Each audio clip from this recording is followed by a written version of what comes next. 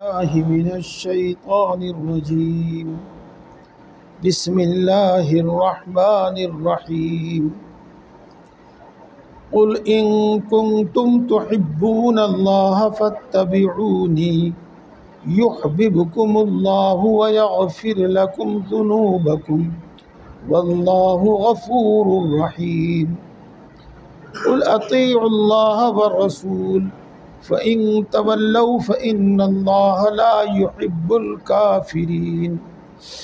إن الله اصطفى آدم ونوحا وآل إبراهيم وآل عمران على العالمين ذرية بعضها من بعض والله سميع عليم.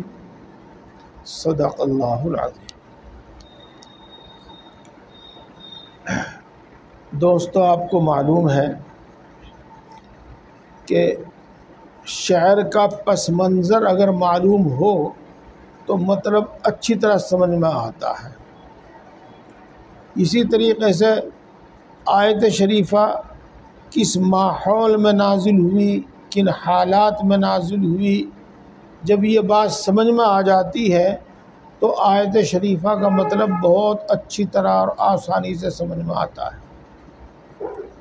تو آپ یہ سمجھیے گا کہ خاص طور سے یہود و نصارہ یوں کہا کرتے تھے نحن ابناء اللہ و احباؤہ، ہم تو اللہ کی اولاد ہیں اور ہم تو اللہ سے محبت کرنے والے ہیں، اللہ کے محبوب ہیں. وہ یہ دعویٰ کیا کرتے تھے اپنی زبان سے. قرآن پاک میں یہ ذکر موجود ہے جیسے کہ آپ نے اس آیت شریفہ سے سمجھا. ایسے ہی قریش مکہ کا بھی قریب قریب یہی حال تھا. وہ یوں کہا کرتے تھے کہ ہم اللہ کے گھر کے مجاور ہیں، اللہ کے گھر کے پڑوس میں رہنے والے ہیں، اللہ کے پڑوسی ہیں، ہم اللہ سے محبت کرتے ہیں، اللہ ہم سے محبت کرتا ہے. وہ یہ دعویٰ کیا کرتے تھے. اس کے باوجود قریش کا کیا حال تھا، یعنی سینکڑوں نہیں، سینکڑوں سے بھی کہیں زیادہ اللہ کا شریک بنا رکھا تھا انہوں نے. اور ایسی ایسی وہ حرکتیں کرتے تھے، ایسی ایسی حرکتیں کرتے تھے. مثال کے طور پر ننگا طواف کرنا، ننگے ہو کر، بالکل مادرزاد ننگا ہو کر بیت اللہ کا طواف کرنا. یہ تو ان سب اعمال تو ان کے اس طرح کے، اور وہ دعویٰ کرتے ہیں کہ ہم اللہ کے محبوب ہیں، اللہ ہم سے محبت کرتا ہے، ہم اللہ سے محبت کرتے ہیں. وہ یہ دعویٰ کیا کرتے تھے. تو اللہ تبارک و تعالیٰ نے ان کی اس بات کو رد کر دیا، کاٹ دیا. اور اس ساری بات کا حاصل یہ ہے کہ اگر تم یہ کہتے ہو کہ ہم اللہ سے محبت کرتے ہیں تو سن لو، اللہ تم سے محبت نہیں کرتا. اس واسطے کہ اللہ کا اصول یہ ہے کہ جو اللہ کے رسول کی مانے گا وہ اللہ کی مانے گا، اور جو اللہ کی مانے گا اللہ اس سے محبت کرے گا. تم اللہ کی مانتے تو نہیں ہو، اللہ کے ساتھ شرک کرتے ہو، بہت جگہ اللہ کا انکار کرتے ہو اور اللہ کی نافرمانیاں کرتے ہو، اور پھر کہتے ہو کہ ہم اللہ سے محبت رکھتے ہیں، اللہ ہم سے محبت رکھتا ہے. تو یہ تمہاری بات سننے کے قابل نہیں، یہ تمہارا دعویٰ درست نہیں. بلکہ یوں سمجھ لو کہ جو اللہ کے رسول کی مانتا ہے وہ اللہ کی مانتا ہے، اور جو اللہ کے رسول کی مانتا ہے اللہ اس سے محبت کرتا ہے. ترجمہ کیجئے، یہ بات آپ بہت آسانی سے الفاظ سے ہی سمجھتے چلے جائیں گے. قل، آپ فرما دیجئے، ان کنتم تحبون اللہ، اگر تم اللہ سے محبت کرتے ہو، جیسا کہ تمہارا دعویٰ ہے کہ تم اللہ سے محبت کرتے ہو، فاتبعونی، تو تم میرا کہنا مانو، میری اطاعت کرو. یحببکم اللہ، اللہ تبارک و تعالیٰ تم سے محبت کرنے لگے گا. ان الفاظ سے وہ بات جو میں نے آپ کے سامنے کہی سمجھ میں آ گئی ہوگی کہ تم جو کہتے ہو کہ ہم اللہ سے محبت کرتے ہو تو ٹھیک ہے تم کہتے ہو، لیکن اللہ تم سے محبت نہیں کرتا. اللہ تم سے محبت جب کرے گا تم جب اللہ کے رسول کی مانو گے.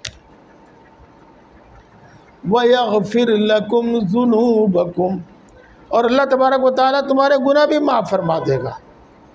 وَاللَّهُ غَفُورٌ رَحِيمٌ، اور اللہ تبارک و تعالیٰ بہت بخشنے والا ہے، بہت رحم فرمانے والا ہے. یہاں تک یہ بات ہو گئی.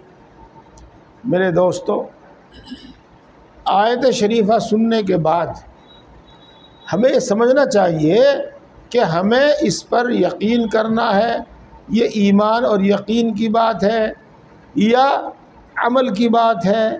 تو ہمیں اس سے اپنا عمل درست کرنا ہے یا اپنا عقیدہ درست کرنا ہے، یہ سمجھنا ہمیں چاہیے. میرے دوستو، آج بھی ہم ایمان کے بڑے لمبے لمبے چوڑے چوڑے دعوے کرتے ہیں، لیکن جب ہم دیکھتے ہیں شریعت سنت کی پابندی، اللہ اور کے رسول کے حکموں کی پابندی، تو ہم اس سے بہت دور دکھائی دیتے ہیں. ہم معاف کیجیے گا اگر کسی کے دل میں چبھر کڑ بھی لگے، ہم کیا قربانی دیں گے؟ ہم اتنا بھی نہیں کہ اپنی شکل و صورت، اپنا ظاہر ہی اسلام کے مطابق بنا لیں، اللہ کے رسول صلی اللہ علیہ وسلم کی سنت کے مطابق بنا لیں. تو دوستو، معیار یہی ہے، کسوٹی یہی ہے. جو اللہ سے محبت کرتا ہے، اللہ کے رسول سے محبت کرتا ہے، وہ اس کی اطاعت کرتا ہے، ان کا حکم مانتا ہے. اور جو ان کا حکم نہیں مانتا وہ اللہ کے رسول سے محبت نہیں کرتا. یہ سیدھی سیدھی بات ہے.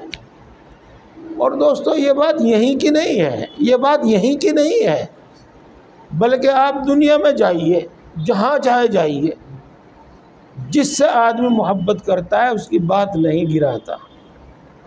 بیوی ہو، بیٹی ہو، بھائی ہو، کوئی بھی ہو، دوست ہو، ہاں، اس کی بات نہیں گراتا.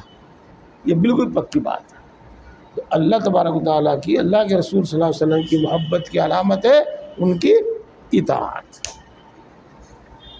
اسی طرح سمجھ لیجیے گا آپ، ہم بھی ایمان کے لمبے چوڑے دعوے کرتے ہیں، اور میں کہتا ہوں کہ ہمارے ایمان میں الحمدللہ کوئی شک و شبہ نہیں، ایمان ہمارا ہے اور بہت بڑھیا ہے، اس میں کوئی دو رائے نہیں. لیکن میرے دوستو، ایمان کا تقاضا بھی اطاعت ہے، اللہ کے رسول کے حکم کو ماننا ہے. اب جیسی ہماری اطاعت ہے ایسا ہمارا ایمان ہے. یہ بات ہمیں سمجھ لینی چاہیے. یہ دو باتیں ہو گئی. اب ایک تیسری بات آ جاؤ، وہ ذرا سی گہری ہے، آپ کو سمجھنے میں توجہ کرنی پڑے گی، سمجھ میں ضرور آ جائے گی انشاءاللہ.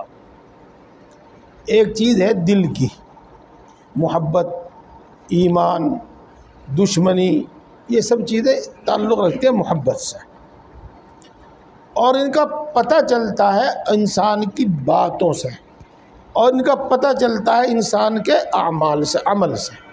دیکھو، اتنی بات میری آپ کی سمجھ میں آئی کہ نہیں آئی؟ جس آدمی سے، جس چیز سے آدمی محبت کرتا ہے، بات بنا بات اس کا ذکر کرتا ہے، اس کی تعریف کرتا ہے. جس آدمی سے، جس چیز سے آدمی جس سے محبت کرتا ہے، وہ اس پر اپنا مال، اپنی جان قربان کرنے کے لیے تیار رہتا ہے. اولاد سے محبت کرتے ہیں، ہم اپنے سے بڑھیا ان کو کھلاتے ہیں، اپنے سے بڑھیا ان کو پہناتے ہیں. تو سمجھ لو خوب کہ دل کی جو چیزیں ہیں، جیسے ایمان ہے، محبت ہے، دشمنی ہے، ان کی کچھ علامتیں ہیں، اور وہ ہے انسان کی بات، اور وہ ہے انسان کا عمل اور اعمال.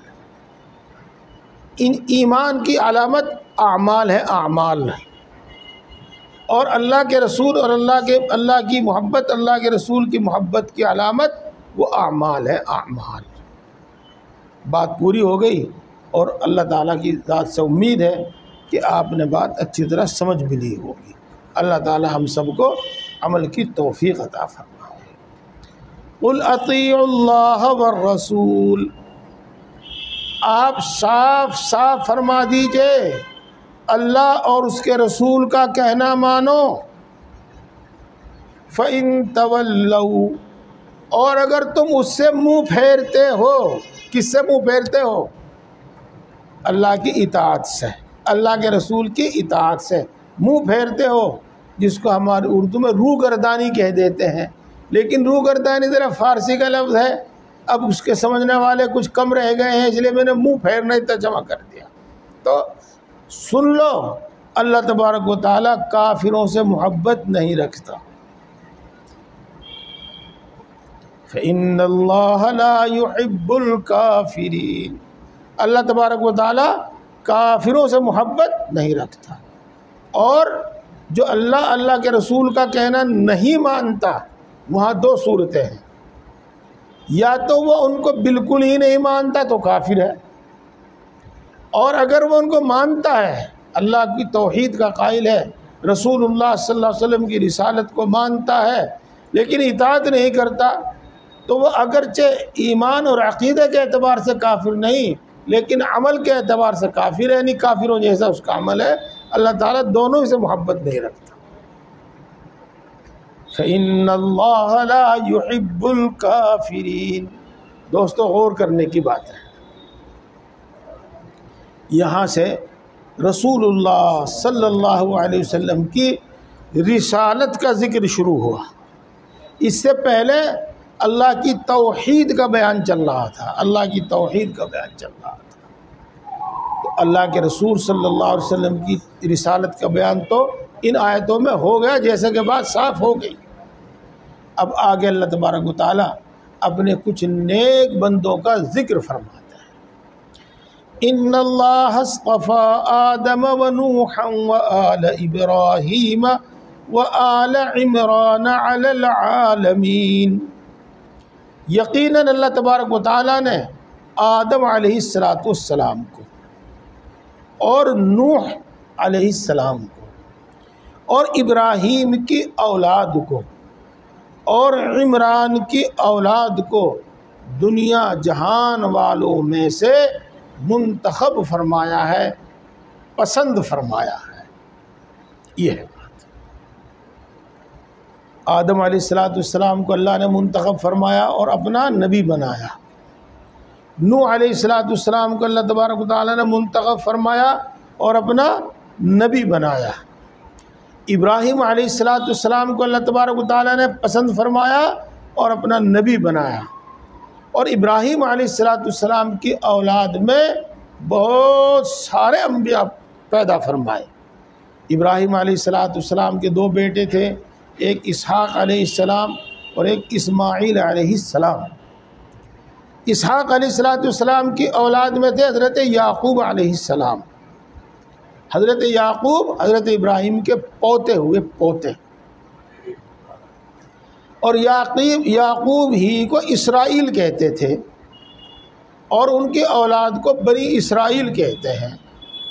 آپ خوب سن چکے ہیں، بار بار سن چکے ہیں کہ حضرت یعقوب علیہ السلام کے بعد زیادہ تر انبیاء یعقوب علیہ السلام کی اولاد ہی میں ہوئے۔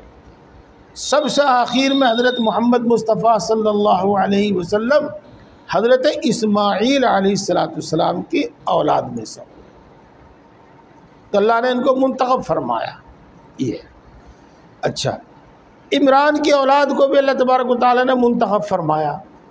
عمران دو ہیں، ایک عمران ہے حضرت موسیٰ علیہ السلام کے والد محترم۔ اگر عمران سے وہ عمران مراد ہے تو اللہ نے عمران کی اولاد کو بھی منتخب فرمایا کہ ان کے بیٹے موسیٰ علیہ السلام نبی، اور ان کے دوسرے بیٹے حضرت ہارون علیہ السلام بھی نبی۔ یہ اور ایک عمران ہے مریم کے باپ، جن کا ذکر اب آگے آ رہا ہے، حضرت مریم علیہ السلام کے باپ، آگے ان کا ذکر آ رہا ہے۔ تو عمران کی اولاد میں مریم ہے اگرچہ وہ نبی نہیں ہے اور ان کی اور کوئی دوسرا مرد نبی نہیں ہے ان کی اولاد میں، لیکن حضرت مریم علیہ السلام کو اللہ تبارک و تعالیٰ نے منتخب فرمایا، اپنی پسندیدہ بندی ان کو بنایا ہے، تو ان کا ذکر ہے۔ ان سب کو اللہ تبارک و تعالیٰ نے دنیا جہان والوں پر منتخب فرمایا۔ اللہ ان سے محبت رکھتا ہے اور یہ اللہ سے محبت رکھتے ہیں، اتنی بات تو بالکل صاف ہے۔ ہاں اب دیکھو، یہ وہ جماعت ہے، یہ وہ گروہ ہے، کون سی؟ آدم، نوح، ابراہیم کی اولاد، عمران کی اولاد وغیرہ، یہ وہ گروہ ہے جن سے اللہ محبت کرتا ہے اور یہ اللہ سے محبت کرتے ہیں۔ اب دیکھو اس گروہ کا حال کیا ہے، اس کے اعمال کیا ہیں۔ اللہ سے محبت کرنے والوں کے اعمال کیا ہیں اور جن سے اللہ محبت کرتا ہے ان کے اعمال کیا ہیں۔ تو ان سے اللہ محبت کرتا ہے جو اللہ ہی کو نہیں مانتے، اللہ کے ساتھ شرک کرتے ہیں، اللہ کی نافرمانی کرتے ہیں، اللہ کے رسول کی نافرمانی کرتے ہیں، یہ بتا دیا۔ ذریۃ بعضھا من بعض، ان کی اولاد ایک دوسرے کے مثل ہیں، یعنی اللہ تبارک و تعالیٰ کی اطاعت میں، اللہ تبارک و تعالیٰ کی فرما برداری میں، اللہ تبارک و تعالیٰ کی عبادت میں، اللہ کے سامنے راتوں کو گڑ گڑا کر توبہ کرنے میں، راتوں میں عبادت کرنے میں ایک دوسرے کے مثل ہیں۔ واللہ سمیع علیم، اور اللہ تبارک و تعالیٰ بہت سننے والا ہے اور بہت جاننے والا ہے۔ کیا وقت ہوا بھائی؟ جی 36 ہو گئے، اچھا چلیے، بس میں تفسیر تو 10 بجے تک ہونی، نماز 9 بجے ہوئی نا؟ ہاں ٹھیک، تو ہو جائے گی بات، اگلی بات ہو جائے گی۔ ابھی آپ نے عمران کی اولاد کا ذکر سنا اور میں نے عرض کیا کہ عمران 2 ہیں، ایک موسیٰ علیہ السلام کے والد اور ایک حضرت مریم کے والد۔ تو آل عمران یعنی حضرت مریم کا ذکر اب آگے آ رہا ہے، اور معاملہ اس طرح پر ہے کہ دوسری شریعتوں میں، ہم سے پہلے شریعتوں میں، اللہ تبارک و تعالیٰ کی خوشنودی اور رضا حاصل کرنے کا ایک طریقہ یہ تھا کہ آدمی اپنے آپ کو خاص اللہ کے لیے کر دیتا تھا، یعنی وہ صرف اور صرف اللہ کی عبادت ہی کرتا تھا اور کوئی دوسرا کام نہیں کرتا تھا۔ ایسے ہی بعض لوگ اپنی اولاد کو اس کے واسطے منتخب کر دیتے تھے، جس کو نظر ماننا کہتے ہیں، نظر ماننا۔ مثلا یوں کہتے تھے کہ میرے لڑکا ہو جاوے، میرے اولاد ہو جاوے تو میں اللہ تبارک و تعالیٰ کی عبادت کے واسطے اس کو خاص کر دوں گا، بس وہ اللہ کی عبادت ہی کرتا تھا اور کچھ نہیں کرتا تھا۔ حضرت مریم کی والدہ، ان کا نام تو ذکر کیا نہیں جاتا، جن کے والد مریم، جن کے باپ کا نام عمران ہے، تو حضرت مریم کی والدہ کے پیٹ میں جب بچہ تھا تو انہیں تو معلوم نہیں تھا کہ لڑکا ہے یا لڑکی، تو انہوں نے نظر مانی تھی کہ اللہ تبارک و تعالیٰ مجھے بچہ دے گا تو میں اس کو بیت المقدس کی خدمت کے واسطے اور اللہ کی عبادت کے واسطے آزاد کر دوں گی، خالص کر دوں گی۔ یہ نظر درست تھی، یہ نظر ہو گئی۔ ان کا جب بچہ پیدا ہوا تو بجائے لڑکے کے لڑکی پیدا ہوئی۔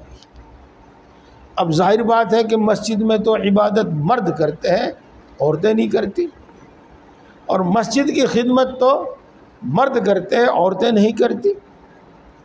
تو ان کو بڑا افسوس ہوا کہ میں نے نظر مانی تھی، اب میں اپنی یہ نظر کیسے پوری کروں؟ تو اللہ تبارک و تعالیٰ کی طرف سے الہام ہوا کہ تم اس لڑکی ہی کو عبادت کے واسطے خاص کر دو۔ چنانچہ حضرت مریم کی والدہ نے مریم کو بیت المقدس کے جو خادم تھے، مجاور تھے، ان کے سپرد کر دیا۔ یہ یوں کہتے ہیں کہ حضرت مریم کے والد بیت المقدس میں جو مسجد ہے اس کے امام تھے، اور ابھی ان کی بیوی حاملہ تھی، بچہ پیدا نہیں ہوا تھا کہ ان کا تو انتقال ہو گیا تھا۔ اب مریم کی پرورش کون کرے؟ تو ان میں ایک حضرت زکریہ علیہ السلام بھی تھے۔ حضرت زکریہ علیہ السلام حضرت مریم کے خالو ہوتے تھے۔ تو حضرت زکریہ نے کہا کہ اس کی پرورش میں کروں گا، لیکن مسجد کے جو دوسرے مجاور تھے، دوسرے خادم تھے، وہ اس پر تیار نہیں ہوئے۔ ہر ایک یہ چاہتا تھا کہ اس کی مریم کی پرورش میں کروں گا۔ تو انہوں نے قرعہ اندازی کی، اور جو گولی ڈالنا کہے گولی ڈالنا، قرعہ اندازی کی، تو اس میں حضرت زکریہ علیہ السلام کا نام آیا۔ حضرت زکریہ علیہ السلام نے پھر حضرت مریم کی پرورش کی، اور حضرت زکریہ علیہ السلام کی بیوی وہ ان کی خالہ بھی تھی، اس طرح ان کی پرورش ہوئی۔ حضرت زکریہ نے حضرت مریم کے واسطے ایک کمرہ الگ سے کر دیا تھا جس میں وہ رہتی تھی، اور ابھی وہ بچی ہی تھی، زیادہ بڑی نہیں ہوئی تھی، کہ ان کے پاس بے موسم کا پھل آیا کرتا تھا، اور حضرت زکریہ علیہ السلام ان کی ضرورتیں پوری کر کے اور کمرے کا تالا لگا کر چلے جاتے تھے جہاں جانا تھا۔ جب وہ آتے تو دیکھتے زکریہ مریم کے پاس پھل رکھے ہوئے ہیں، اور بے موسم کے پھل رکھے ہوئے ہیں۔ ایک تو جب آنے جانے کا کوئی راستہ نہیں تو یہ پھل کہاں سے آ گئے، اور دوسرے کہ وہ بھی بے موسم کے پھل آ گئے۔ تو اس سے حضرت زکریہ علیہ السلام کے دل میں دو باتیں پیدا ہوئی۔ ایک تو مریم کی بزرگی کہ یقیناً یہ اللہ کے نزدیک محترم ہے اور برگزیدہ ہے، اور دوسرے اللہ تبارک و تعالیٰ پر یقین۔ اور خاص بات یہ کہ حضرت زکریہ علیہ السلام بوڑھے ہو گئے تھے، اولاد ان کے تھی نہیں، اور وہ احترام میں دعا نہیں مانگا کرتے تھے کہ جب تو اولاد پیدا کرنے کے قابل نہیں رہا، تیری بیوی بھی بانجھ ہے، تو اسباب نہیں ہیں، پھر اللہ تبارک و تعالیٰ سے دعا نہ کر تو دعا کرتے ہوئے شرماتے تھے۔ لیکن جب دیکھا کہ مریم کے پاس بے موسم کے پھل آتے ہیں تو ان کے دل میں بات آئی کہ اللہ تبارک و تعالیٰ جب بے موسم کے پھل دینے پر قادر ہے تو اللہ تبارک و تعالیٰ اس حالت میں مجھے اولاد دینے پر بھی قادر ہے۔ تو پھر حضرت زکریہ علیہ السلام نے اللہ سے اولاد کی دعا کی، اور اللہ تبارک و تعالیٰ نے حضرت زکریہ کو اس بڑھاپے میں اور بیوی کے بانجھ ہونے کے باوجود حضرت یحییٰ علیہ السلام عطا فرمائے۔ اس کا ذکر ہے یہاں پر۔ اب آپ ترجمہ کرتے جائیے اور بات سمجھ میں آتی چلی جائے گی۔ اذ قالت امرأة عمران رب انی نذرت لك ما فی بطنی محررا فتقبل منی۔ اور اس کا تذکرہ کیجئے جب جب عمران کی بیوی نے کہا اے میرے رب میں نے نظر مانی تیرے لیے اس کی جو میرے پیٹ میں ہے کہ وہ آزاد ہوگا تیری عبادت کے واسطے، تو آپ اس کو میری طرف سے قبول کر لیجئے۔ انک انت السمیع العلیم، یقیناً آپ سننے والے ہیں اور جاننے والے ہیں۔ فلما وضعتها قالت رب انی وضعتها انثى، پھر جب اس نے وہ بچہ جنا تو اس نے کہا اے میرے رب میں نے تو لڑکی جنی ہے، واللہ اعلم بما وضعت، اور اللہ تبارک و تعالیٰ خوب جانتا ہے جو اس نے جنا، ولیس الذکر کالانثی، اور اللہ کے علم میں کوئی لڑکا بھی اس لڑکی جیسا نہیں ہوگا، یعنی یہ لڑکی لڑکوں سے بھی بڑھ کر ہے۔ وَإِنِّي سَمَّيْتُهَا مریم، اور میں نے اس کا نام مریم رکھا۔ وَإِنِّي أُعِيذُهَا بِكَ وَذُرِّيَّتَهَا مِنَ الشَّيْطَانِ الرَّجِيمِ، اور میں اس کو اور اس کی اولاد کو تیری پناہ میں دیتی ہوں شیطان مردود سے۔ فَتَقَبَّلَهَا رَبُّهَا بِقَبُولٍ حَسَنٍ وَأَنبَتَهَا نَبَاتًا حَسَنًا وَكَفَّلَهَا زَكَرِيَّا، اللہ نے اس کے رب نے اس کو قبول کر لیا، اچھی طرح قبول کرنا، اور اس کی بہت اچھا نشو و نما فرمایا مریم کا، اور زکریا علیہ السلام اس کے کفیل اور ذمہ دار ہو گئے۔ كُلَّمَا دَخَلَ عَلَيْهَا زَكَرِيَّا الْمِحْرَابَ وَجَدَ عِندَهَا رِزْقًا، جب بھی زکریا ان کے پاس داخل ہوا کرتے تھے عبادت گاہ میں تو ان کے پاس رزق، کھانے پینے کی چیز پایا کرتے تھے، یعنی بے موسم کے پھل۔ زکریا نے کہا اے مریم یہ تیرے پاس کہاں سے آتا ہے؟ اس نے کہا کہ یہ اللہ کی طرف سے آتا ہے، اور بے شک اللہ تبارک و تعالیٰ جس کو چاہتا ہے بے حساب رزق عطا فرماتا ہے۔ ہنالک دعا زکریا ربہ، اس وقت زکریا نے اپنے رب کو پکارا۔ قال رب ہب لی من لدنک ذریۃ طیبہ، اور کہا اے میرے رب مجھے اپنے پاس سے پاکیزہ اولاد عطا فرما دیجئے۔ انک سمیع الدعاء، یقیناً آپ دعا کے سننے والے ہیں۔ بس جی بات یہی ہوگی، ترجمہ کرتے چلے جاتے ہیں تو اس میں زیادہ باتیں سمجھ میں نہیں آتی۔ پہلی بات سمجھیے آپ، اولاد کی خواہش یہ ایک فطری خواہش ہے اور یہ کوئی بری نہیں ہے۔ اگر یہ خواہش بری ہوتی تو انبیاء علیہ السلام کو اولاد کی خواہش نہ ہوتی، اور انبیاء علیہ السلام اس کے لیے دعا نہ کرتے، اور اللہ تبارک اگر دعا بھی کرتے اور ان کو اس کی خواہش بھی ہوتی تو اللہ تعالیٰ منع فرما دیتے، لیکن اللہ تبارک تعالیٰ نے ان کی دعا قبول فرمائی، ان کو اولاد عطا فرمائی۔ تو اولاد کی خواہش کوئی بری خواہش نہیں ہے۔ ایک تو بات یہ سمجھ، اب اگلی بات سمجھیے گا، اگر کسی کے اولاد نہیں ہے تو اس کو اس کے واسطے کوئی ناجائز طریقہ اختیار نہیں کرنا چاہیے۔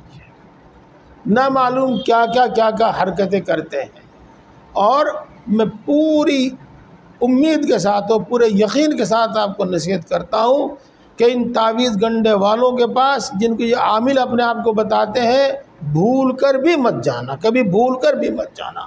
آپ کو غلط راستے پہ ہی لگاویں گے، سیدھے راستے پر ہرگز نہیں لگانے کے یہ۔ بہرحال اس میں سے ایک دوا ہے، اس میں سے ایک دعا ہے۔ کوئی وظیفہ پڑھا جاوے تو وہ بھی چونکہ دعا ہی کا ایک طریقہ ہے تو وہ بھی درست ہے۔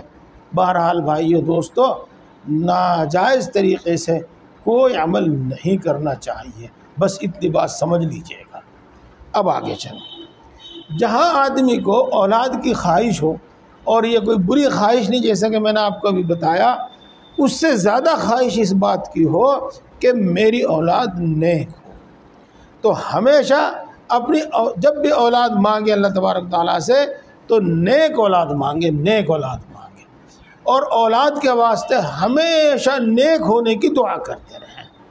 آپ اس کے مالدار ہونے کی فکر نہ کریں، آپ اس کو بہت زیادہ پڑھانے لکھانے کی فکر نہ کریں، آپ اس کو نیک بنانے کی فکر کریں، اس کے نیک ہونے کی فکر کریں۔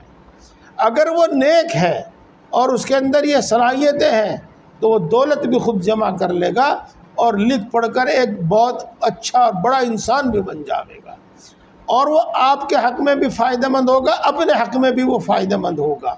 اور اگر خدا نہ خواستہ وہ برا ہے تو پھر ہر چیز جو بھی اس کے ہاتھ میں چلی جائے گی وہ بری ہی ہو جائے گی۔ دوسری بات میرے دوستو یہ ہوئی ہے، اور اس سے بہت سارے مسائل بھی ثابت ہوتے ہیں، بس وہ علماء کی کہیں۔ اللہ تعالیٰ ہم سب کو سمجھ اور عمل کی توفیق عطا